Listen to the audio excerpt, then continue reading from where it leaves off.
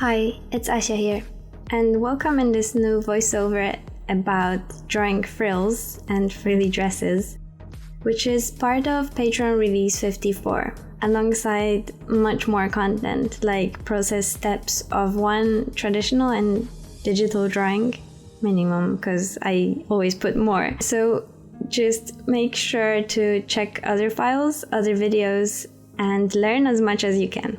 All of those videos and voiceovers are coming to life thanks to amazing support of patrons on my Patreon page. Thank you very much for everybody who helps me create them.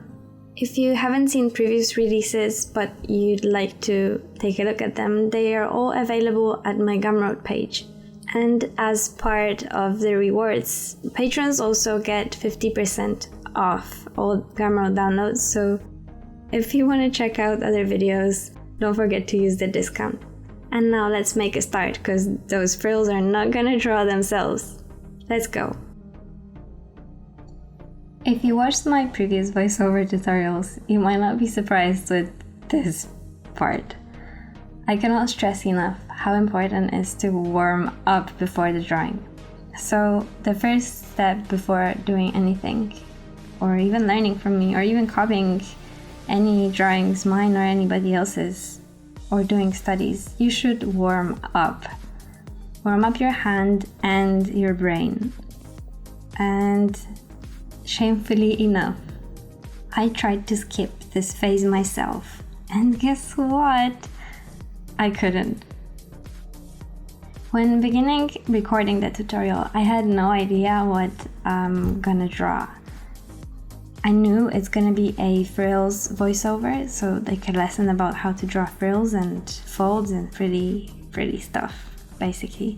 But I didn't have an idea about the structure or anything. I thought I'm just gonna, like you see in the video at the beginning, I thought I would just start drawing on paper and then it would magically happen, but not. I wasn't warmed up, and I thought I'm a professional, I can skip this phase. But I don't think anybody should, unless you're really drawing every day and doing nothing else, drawing from morning till the evening. Then you should definitely start any drawing session from just warm-up exercises. And what is this? What do I mean by this? I can't stress it enough. I know I'm repeating myself again, but it's important. It's between half an hour to an hour of just freely drawing. And then while you're drawing, it doesn't have to be anything in particular. It can be on theme if you already know what you're gonna draw later. So for example, if later you want to attempt drawing a portrait, you're free to draw a few faces at different angles, maybe different expressions, or just different hairstyles, up to you. But if it's something else, then, or if you don't know what you're gonna draw later, then just draw. Don't think on it. Just let your hand go and let it create, let it express itself. So what I should have done was actually doing few doodles and sketches that would help my hands muscles to relax, and that would tidy up my thoughts. So this is also warming up your brain. You should be thinking on the structure of how you're gonna draw later, what about the process, or what in particular you want to draw. And as I was drawing, and I thought I'm already drawing a tutorial for you, but then I realized that it's not good. It's not what I wanted to draw. It's just not going anywhere, and I forgot to do my warm-up exercises. So I decided to count just this silly little drawing as my warm-up phase. And you don't skip this. Don't even try to. So in this phase, I also realized that drawing on paper might be too difficult for me to explain everything to you, because I can't layer stuff and I can't draw over different examples in one place like I would be able to do in digital. And I decided to switch to digital drawing later, just for explanation. Everything I say in the tutorial can be obviously applied to traditional art with maybe sketch layers, maybe different colors of pencils, but for the purpose of demonstrating, I thought it would be easier for me to use digital media. So let's get to the demonstration.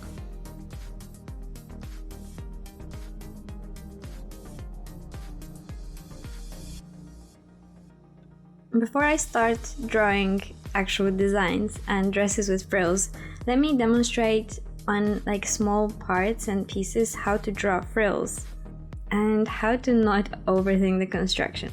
I start from a basic shape of a rectangular.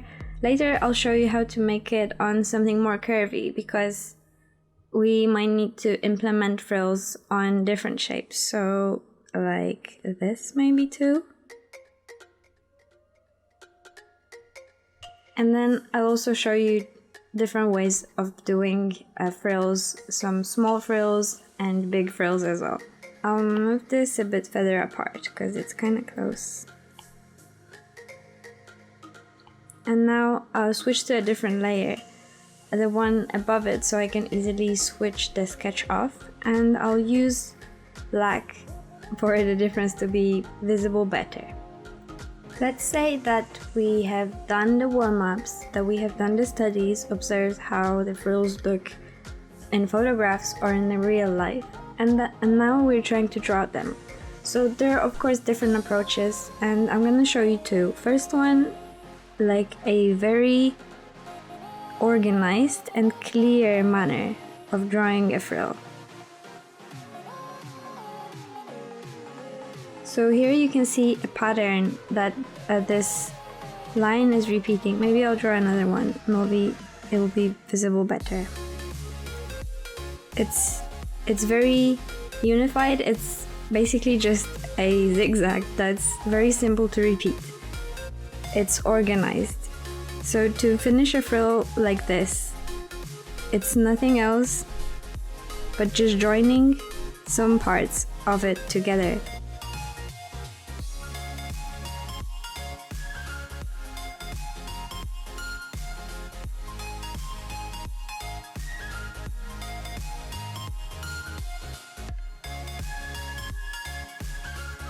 Even this line is not necessary, so I can draw it thinner or more delicate. This line again is not necessary, but this is where the frill is hiding behind. It's going like this.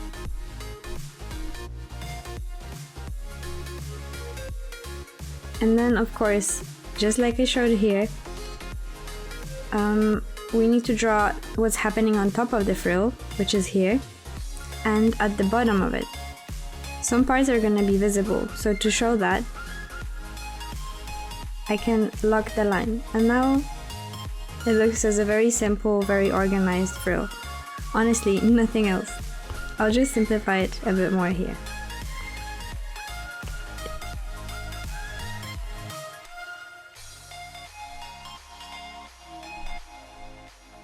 A lot depends on you and how much details you want to put in them, how many lines you're gonna put, how many lines you're just gonna leave for your viewer's imagination. Of course, you can add some more details, some shading to it, to say what is on top, what's below. Like maybe the material has a different color at the bottom and different at the top. So this is a way to show it. Another way on the same rectangular to draw a frill would be a bit more, how do I say it? A bit more random. Okay, so we've done an organized frill, but let's do something more random now. This is a very random zigzag, right? It works the same as drawing on some organized shapes. We just join the highest parts, which is this, and this, together with the top.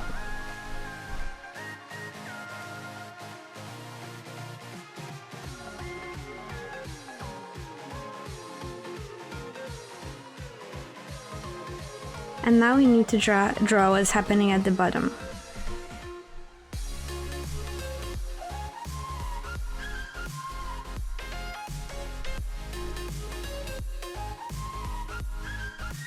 I think this one looks a bit more organic and more interesting than just having the regular one like this. This also can work, but it's just a bit too repetitive for me. So this Even though it looks more random, it looks nicer to me, and proves that the frill can be made of any shape of the line. You've got so much freedom with it. As long as you don't overthink the shape, because when you try to really make something that is logical and makes sense, it'll be harder for you. So just if you draw a random shape, you can make a frill out of it. It'll be much harder if you overthink it too much. Another way, on the same example, I'll draw a much smaller one.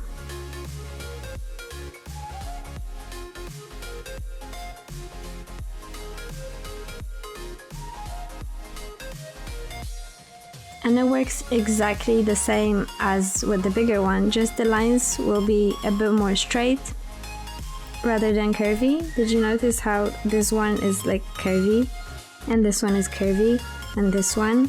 But when the frills are smaller and the distance between the top and the bottom is bigger, I would rather use straighter lines and a bit more of them to show the creases and to show that I am drawing a creased material. And of course, the more the frills you do, the more of drawing you'll have to do. So sometimes when you don't fancy putting too much work in drawing frills, just make them big and it'll do. It'll work just fine. With the small ones, of course, you have to draw much more of the creases. But they also look nice. I could already see what dress design I could use this one in. So to contrast with the tiny frills, I'll draw one more with like huge ones. Very creased materials with big frills. So this one was medium, tiny, and now a big, the huge one. And with a random design, because I think I like it more. The line looks crazy, but I'll show you that it works exactly the same as all the others.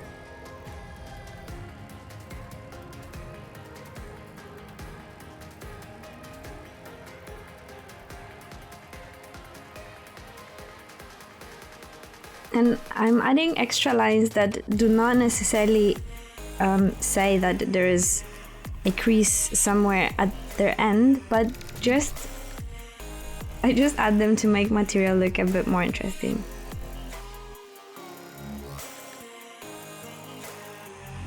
I'm pretty happy with my examples. Now I can switch out the template and see if they look like frills. And they very much look like frills to me, all of them.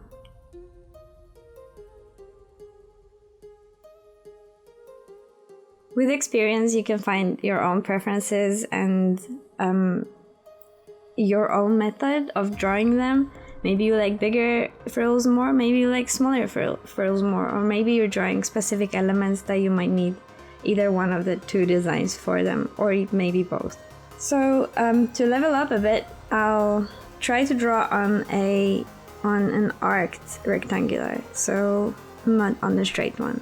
Because, you know, sometimes we might want to draw frills on an object that's like an arm rounded, or just something that's not lying flat, because this just works for a flat object, but this is more in a perspective. So because, I'll start from the first layer, which is simple and repetitive.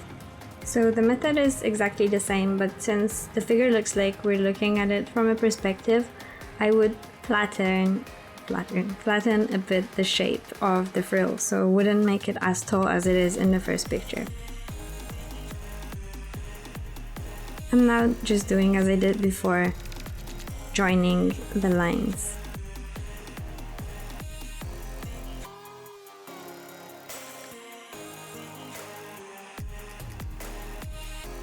As you notice, the top line, I'm not drawing it straight. I'm trying to show the creases of the material and diversify it as well as the bottom one. These are small details and small touches, but a make difference in the drawing, because look, if I erase this and just drew a straight line, it wouldn't look as nice as it did before. It can be used as well, probably. It's just, to me, it doesn't look logical and it doesn't look nice. Next example. A more random line. That'll be a fun one. Also, I wouldn't go as high with the frill as I did in this one.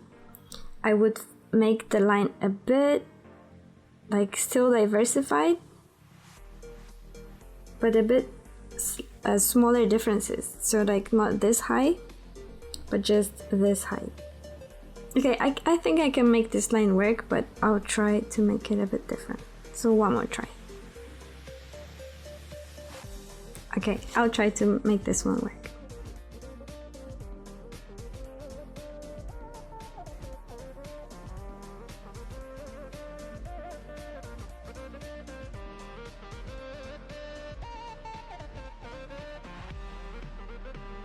I think this works well, so I'll move to the next one.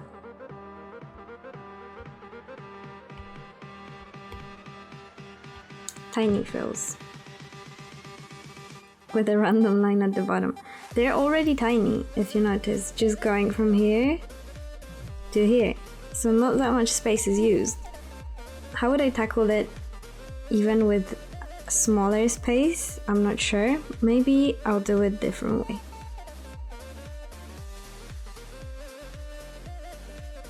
So I'm planning to make this one as if we looked at it from above, so like in this perspective. Let's say this is a box, right? So that's the box's perspective. We're looking at it from above. And to accomplish this, I need to erase some lines for them to be hidden. Like this line wouldn't be visible in this perspective anymore, because here we're looking at it from a bit of the bottom, as if it was standing. But in this example, this line is gonna cover everything that's below it. Same with this one.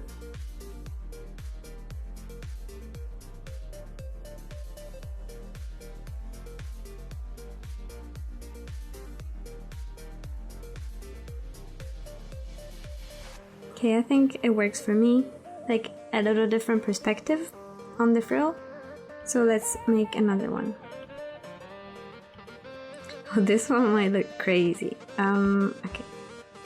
How would I tackle it? Another random line. I'll remove some of the lines later, but not that high.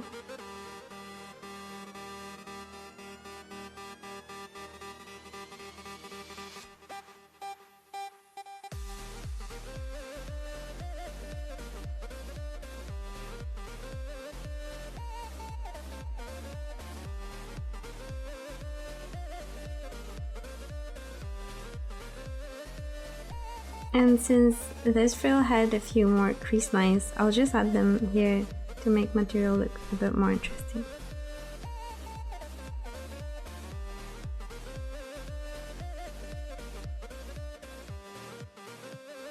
Okay, after demonstrating a few techniques of how I would approach drawing frills, I think we can move to the actual examples and just use the method in practice. I mainly use the random line one because I think it looks a bit more interesting, but to diversify the experience, I drew small frills and big frills, some more and less random ones, so you can observe how I tackled these.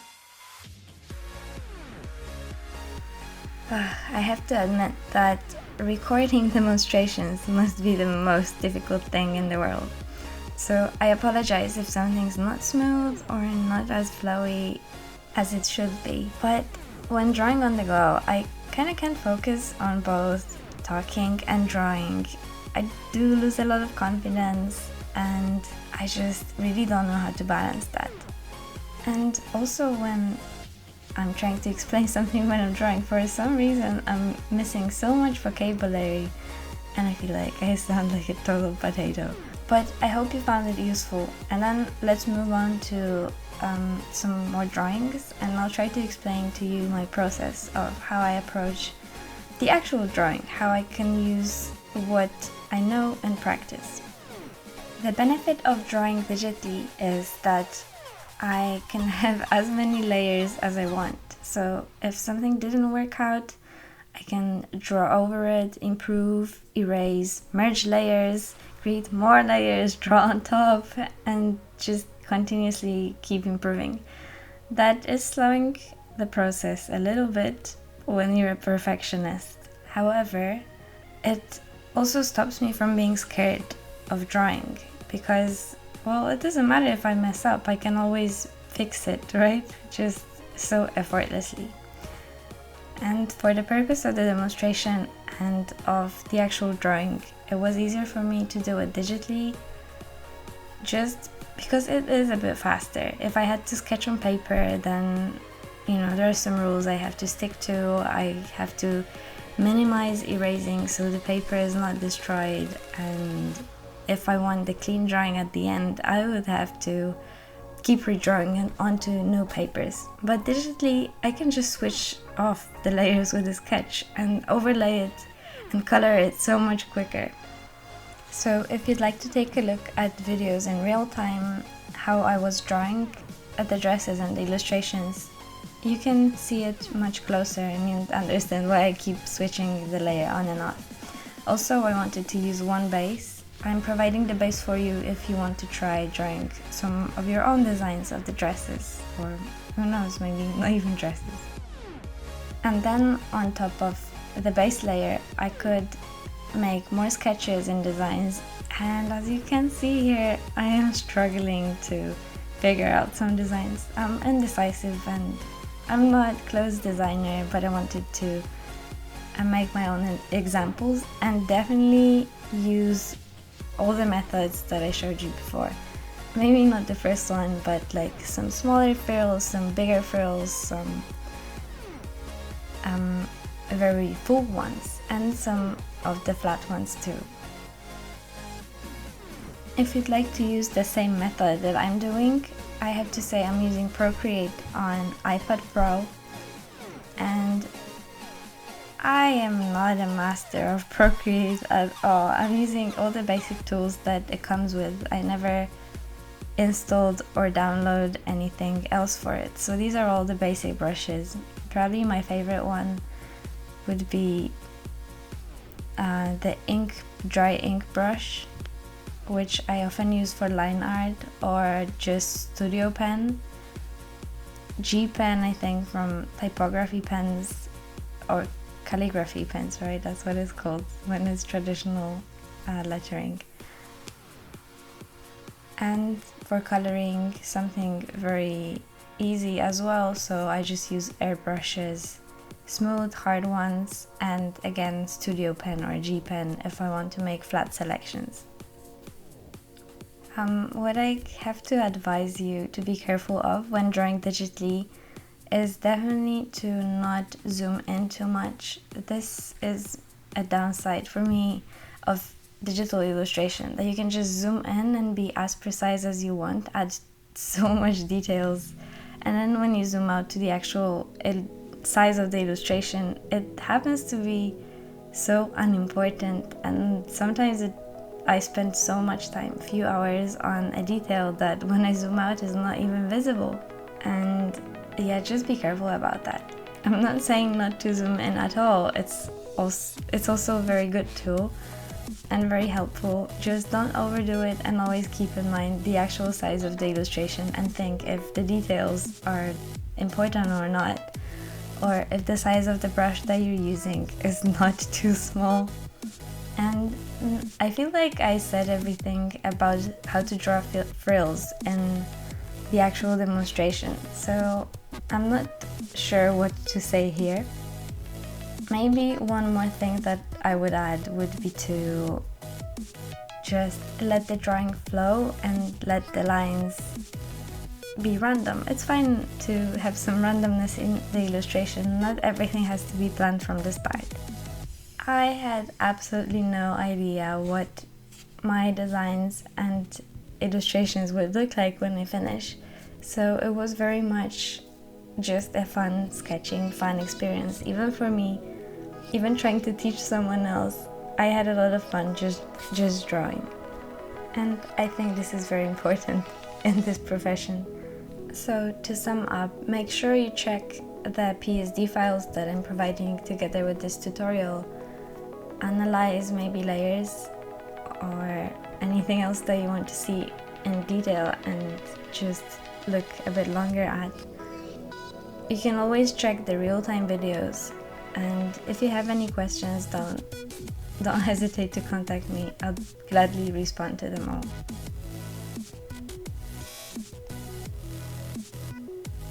And now make sure to have a go yourself and have a lot of fun.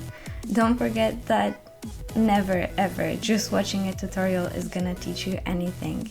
Before you put actual lines on paper and do it yourself, watching a tutorial is nothing. So all I can say, everything is in your hands right now. Have fun, and until next time.